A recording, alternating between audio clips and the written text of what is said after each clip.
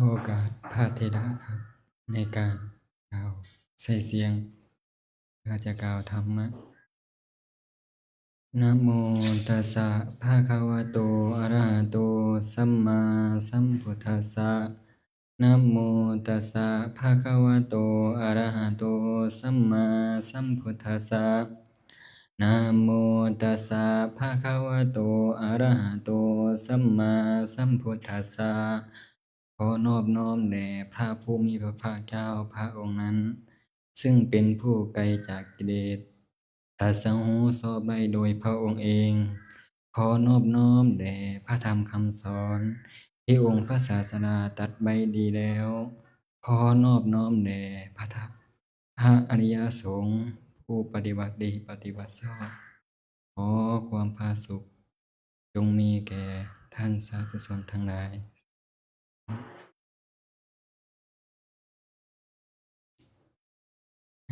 ก็บ่ค่อยสิได้ขึ้นมาเทศน์เนาะอยากตื่นเต้นแน่ก็สิเว้าไทยก็บ่อยากชัดปานใดเด้ออยู่ไสไทยปนลาวแล้วเป็นอีสานอ๋ออ๋ออ๋ออย่าว่า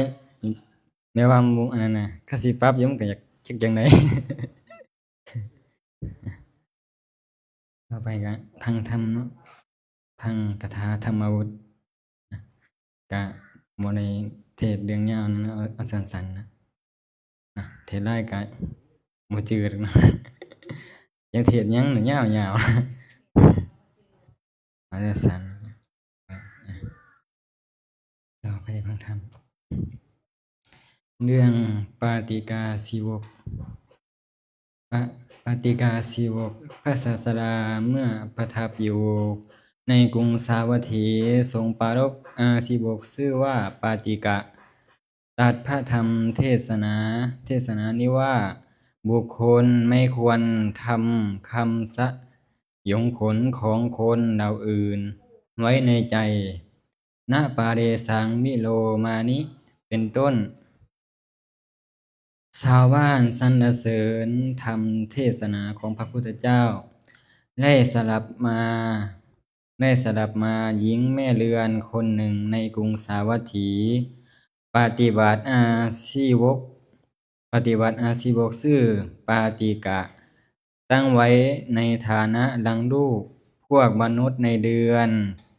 ใกล้เคียงของนางพังธรรมเทศนาของพระศาสดา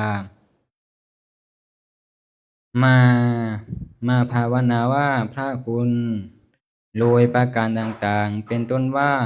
โอ้พระธรรมเทศนาของพระพุทธเจ้าทั้งหลายน่าอัศจรรย์นักหญิงแม่เรือนนั้นพังถ้อยคำสรรเสริญของพระพุทธเจ้าแล้วประสงค์จะไปสู่วิหารแล้วพังธรรมจึงเล่าความนั้นแก่อาสีบุตรคือหญิงแม่เรือนเนาะได้ยินหมู่ว่าคือบ้านเฮาก็จะไปยินหมู่ว่ามีการพังธรรมของพระพุทธเจ้านำมาได้ยินหมู่ว่าท่านเว้าถึงสรรเสริญของคุณพระพุทธเจ้าน่าอัศจรรย์นักยิ่งแม่เรือนนั้นก็อยากไปเนาะแม่ใหญ่เนาะก็อยากไปน่าสนใจเนาะคือเฮานี่นะคืออยู่บัดเพิ่นมีการพังธรรมพังหยังก็อยากมาก็น่าสนใจนะหญิงแม่เรือนนั้นพังถ้อยคำสรรเสริญของพระพุทธเจ้าแล้วประสงค์ไปสู่วิหารแล้วพังธรรมจึงเล่าความนั้นแก่อาสีบุตรแล้วกล่าวว่าพระผู้เป็นเจ้าดิฉันจะไปสำนักของพระพุทธเจ้าดิฉันจะไปสำนักของพระพุทธเจ้าอาสีบุตรนั้นห้ามว่าอย่าไปเลยแม่นางอ้อนบอนอยู่แล้วเล่าก็ห้ามเสียทีเดียวอาสีบุตรจะเป็นผู้ห้ามบ่ให้หญิงแม่เดือนไปในการพังเทศนาของพระพุทธเจ้าเป็นการห้ามบ่ดีเนาะแม่ใหญ่เนาะไปทางธรรมก็ห้ามนางคิดว่าพระผู้เป็นเจ้านี้ไม่ห้าม ไม่ให้เราไปวิหารพังธรรมเราจะนิมนต์พระศาสดานางก็คิดว่าถ้าไม่ได้ไปก็จะนิมนต์พระพุทธเจ้ามานางคิดว่าพระผู้เป็นเจ้านี้ไม่ให้เราไปในวิหารพังธรรมเราจะนิมนต์พระศาสดาแล้วพังธรรมในที่นี้แหละดังนี้แล้วในเวลาเย็นจึงเรียกบุตรชายมาแล้วจงจึงเรียกบุตรชายมาแล้วส่งไปด้วยคำว่าเจ้าจงไปนิมนต์พระศาสดามาเพื่อเสวยภัตตาอาหารพรุ่งนี้บุตรชายนั้นเมื่อจะไปก็ไปที่อยู่ของอาซีบุกก่อนไหว้อาซีบุกแล้วนั่งที่นั้นอาซีบุกนั้นถามเขาว่าเธอจะไปไหนบุตรของแม่เรือนตอบว่าผมจะไปนิมนต์พระศาสดาตามคำสั่งของคุณแม่แต่ว่าก็สิไปกราบอาซีบุกก่อนอาซีบุกก็บ่ให้ไปอยู่แล้วเนาะ อาซีบุกตอบว่าอย่าไปสำนักของพระองค์เลย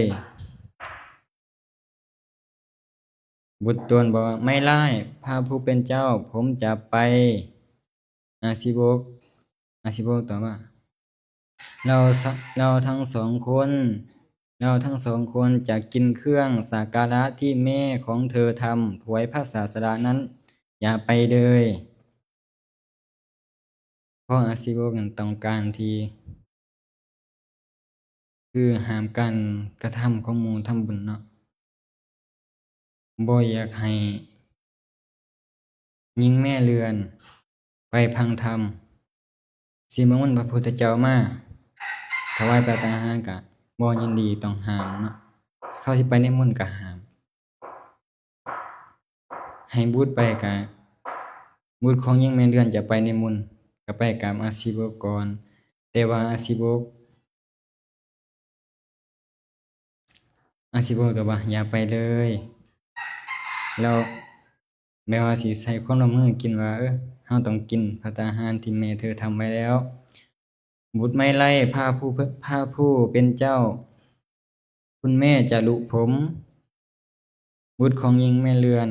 ถ้าไม่ไปก็ถามว่าไว้กายันไม่หายนะชาวบ้านยันไม่รู้อาซีบุกตอบว่าอาซีบุกถ้ากันนั้นก็ไปเถิดก็แลครั้งนั้นท่านไปแล้วก็จงนิมนต์แต่อย่าบอกว่าพระองค์พึงเสด็จไปเรือนของพวกข้าพระองค์ไปที่โน้นในถนนโน้นหรือโดยหนทางโน้นทำเป็นเหมือนยืนอยู่ในที่ใกล้เหมือนจะไปโดยหนทางอื่นจงหนีมาเสียอาสิบอกว่าบทว่าถ้าไปในมุ่นกับสิว่าบ่ต้องบอกหนทางไปหรอกบ่ต้องบอกไปในมุ่นกะบ่บอกหนทางเพิ่นว่านะเขาพังถ้อยคำของอาสิบุกแล้วไปสำนักของพระศาสดานิมนต์แล้วทำกิจทุกสิ่งโดยทำนองอาสิบุกกล่าวแล้วนั่นแหละแล้วไปสำนักของอาสิบุกนั้นถูกอาสิบุกถามว่าเธอทำอย่างไรจึงตอบว่าที่ท่านบอกทั้งหมดผมทำแล้วขอรับอาสิโบกล่าวว่าเธอทำดีแล้วเราทั้งสองจะกินเครื่องสักการะที่แม่ของเธอทำไว้เพื่อพระศาสดานั้นดังนี้แล้วในวันพุ่งขึ้นอาสิบกไล่ไปสู่เรือนนั้นแต่เช้าตู่พวกคนในบ้านพาอาสิบกนั้นให้ไปนั่งที่ห้องหลังพวกมนุษย์คุ้นเคยศรัทธาเรือนนั้นโดยโคไม้สดสิบกบังจะกินลาบสักกะละของพระศาสดานะที่เขาจัดแต่ว่าไปเขาให้อาสิบกไปห้องหลังพวกมนุษย์คุ้นเคยศรัทธาเรือนนั้นโดยโคไม้สดโรยดอกไม้ที่ซึ่งมีข้าวตอก เป็นที่ห้าโลงโรยปูราชอาสนะอันควรแก่ข้ามากเพื่อประโยชน์แก่การประทับนั่งคล้องพระศาสดายิ่งอยู่พวกมนุษย์ที่ไม่คุ้นเคยกับพระพุทธเจ้าย่อมไม่รู้จักการปูอาสนะพระพุทธเจ้าเสด็จไปเรือนอุบาสิกาแต่ว่าบุตรไปนิมนต์พระพุทธเจ้าแต่ก็บ่บอกทางแต่พระพุทธเจ้าสิมาได้อยู่ว่าไงเพิ่นจะฮู้เนาะพระพุทธเจ้าเพิ่นจะฮู้เพิ่นจะมามันจะมันเพิ่นจะมาอันหนึ่งชื่อว่ากิจเนื่องด้วยผู้แสวงหาทางย่อมไม่มีแก่พระพุทธเจ้าทั้งหลายเพราะหนทางทั้งหมดแจ่มแจ้งแก่พระพุทธเจ้าเหล่านั้นแล้วว่าทางนี้ไปนรกทางนี้ไปกำเนิดสัตว์เดรัจฉานนี้ไปเป็นเปรตวิสัยนี้ไปมนุษย์โลกนี้ไปเทวโลกนี้ไปอมตะนิพพานเพิ่นจะฮู้เนาะสำเฮือนไปญาติโยมเพิ่นก็อาจจะฮู้แล้วเนาะไปนรกไปสวรรค์เพิ่นก็ยังฮู้เนาะในวันที่ทรงยังหมื่นแห่งโลกธาตุให้หวั่นไหวแล้วบรรลุสัมโพธิโคนต้นโพธินั่นแหละจึงไม่มีคำที่ควรกล่าวในหนทางแห่งสถานที่ต่างๆมีคำและนิคมเป็นต้นเลยเพราะฉะนั้นพระศาสดาถือบาตรและจีบรเสด็จไปสู่ประตูเรือนของอุบาสิกาแต่เศร้าตู่นางออกมาจากเรือนถวายบังคมพระศาสดาถวายเวญจางคปริตอัญเชิญให้เสด็จเข้าไปภายในเรือนให้ประทับนั่งเหนืออาสนะแล้วถวายทักขินูทักอังคาด้วยขานิยะเนโพสนิยะอันประณีต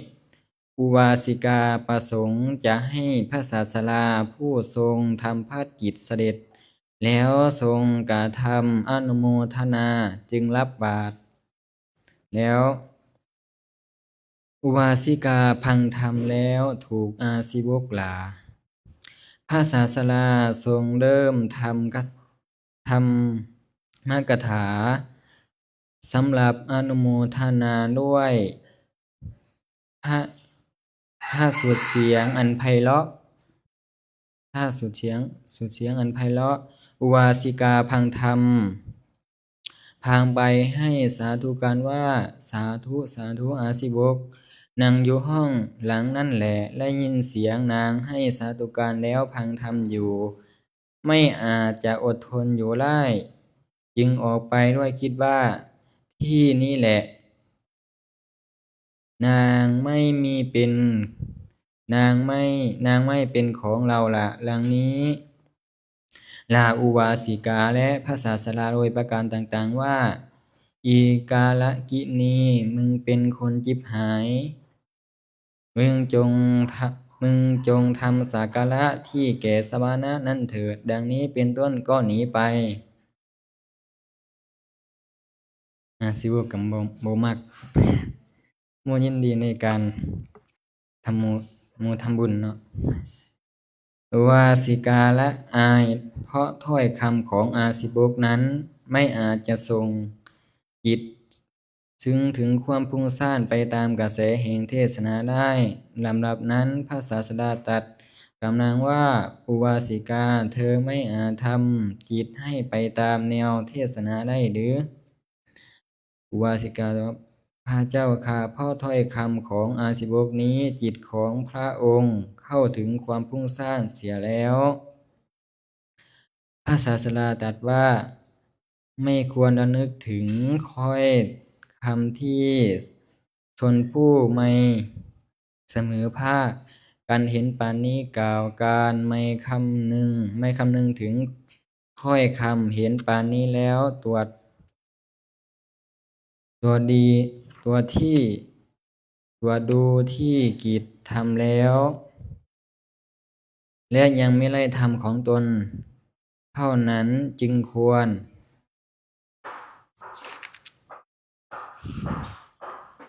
ดังนี้ตัดภาคาถานี้ว่า บุคคลไม่ควรทำคำสยองขนของคนละอื่นไว้ในใจ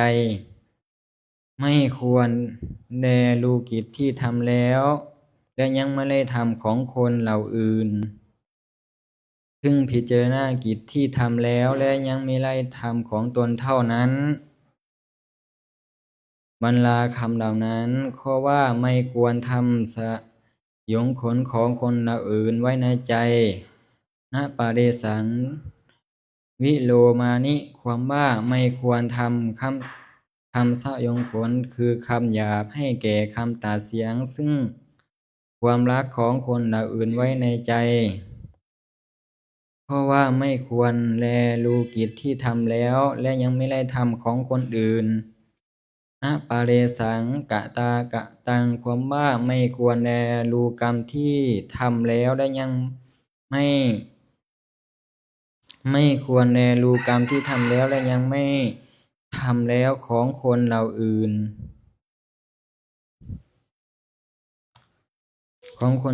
ว่าอย่างนี้ว่าอุบาสกโน้นไม่มีศรัทธา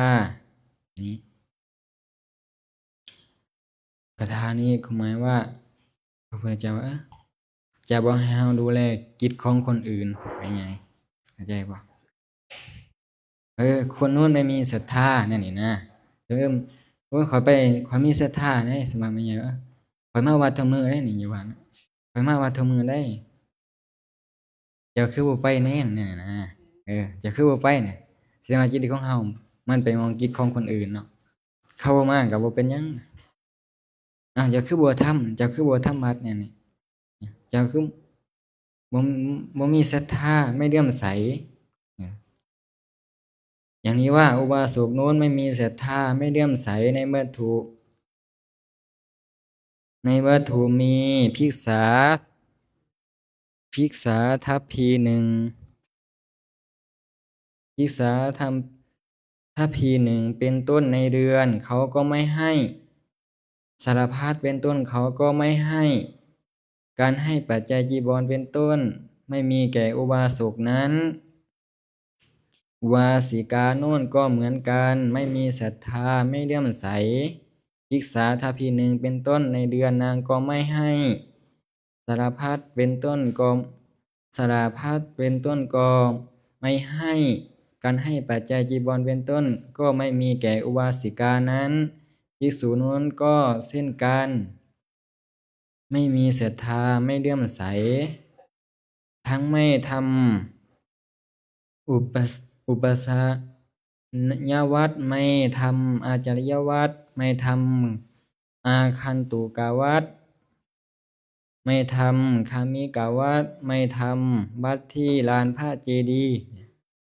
ไม่ทำวัดในดงอุโบสถไม่ทำวัดที่หอฉันไม่ทำวัดมีวัดในเรือนภัยเป็นอาทิทั้งทุลงในไรก็ไม่มีแก่เธอแม้เหตุสักว่าความอุตสาหะเพื่อความเป็นผู้มีภาวนาเป็นที่มายินดีก็ไม่มีปากทานี้ก็อธิบายว่า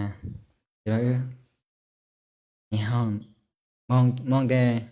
บางที่จิตใจห้องกับมองแต่คนอื่นแม่นบ่พ่อใหญ่มาคนโน้นคนนี้บ่ทำแม่นบ่จิตใจเฮามันจะไวปานนี้แหละจะคือบ่เฮ็ดเนี่ยจะคือบ่ไปวัดแนวซั่น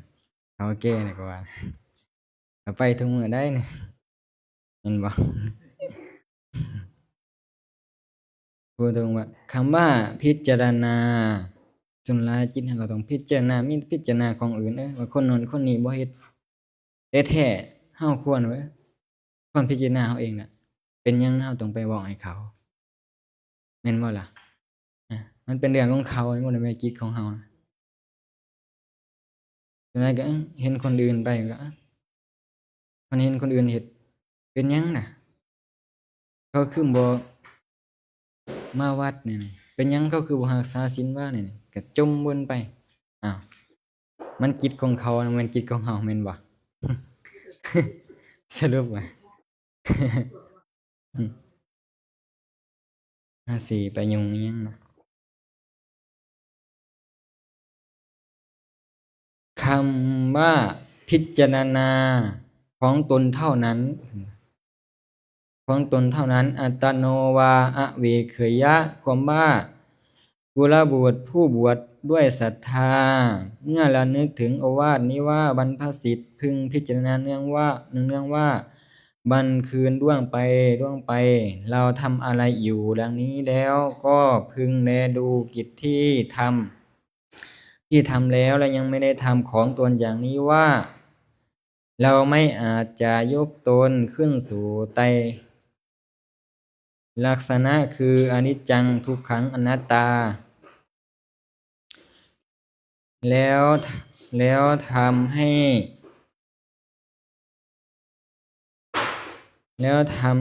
เกมจากโยคะหรือหนอ ในการจบเทศนาอุบาสิกาลำลงอยู่ในโสราวันติผลแล้วเทศนามีประโยชน์แก่มหาชนดังนี้แหละจบครับว่ายาวเนาะว่ายาวสรุปสั้นคือเรื่องนี้สอนว่าเฮาบ่ควรพิจารณาเรื่องของคนอื่นแม่นบ่แม่ใหญ่สุนัขจิตใจเฮาอย่าไปว่าคนอื่นนะเป็นหยังเขาจึงบ่เฮ็ดเป็นหยังเขาจึงบ่ทำแม่นนะครับแม่นเป็นหยังเขาจึงบ่มีศรัทธาเป็นหยังเขาจึงบ่มาจำศีลนี่เป็นหยังเขาจึงบ่เฮ็ดอ้าวมันก็เนาะเขามาเรื่องเขาทำไมเขาทำเป็นหยังเขาจึงบ่เลื่อมใสเนี่ยนี่เป็นหยังหรือว่าพระนี่เป็นหยังเขาจึงบ่ทำบัตรนี่สำหรับเป็นหยังเขาจึงบ่สังรวมจิตใจเฮามันก็มีแต่อยากมองแค่คนอื่นบ่ได้เบิ่งเฮาเองเนาะเพราะว่าเทศน์ก็เทศน์ไปเพื่อบอกตัวเองนำเพื่อฝึกญาติโยมเนาะแต่ว่าเพิ่นให้พิจารณาเฮาเราควรพิจารณาว่าเฮาทำดีหรือยังว่าซั่นน่ะเนาะว่าเฮาพิจารณาตนเท่านั้นคืออนิจจังมันไม่เที่ยงเนาะมันบ่เที่ยงทุกครั้งมันก็เป็นทุกข์ไปนะอนัตตามันบ่สามารถบังคับบัญชาได้มันก็ร้อยคนก็ร้อยแบบมันบ่คือกันจบเทศนาเนาะ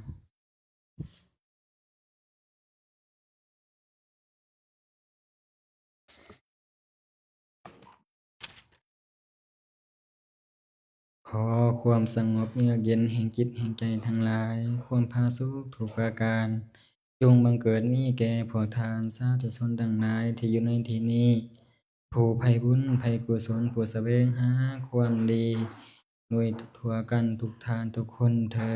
ญสาธุต่อไปครับ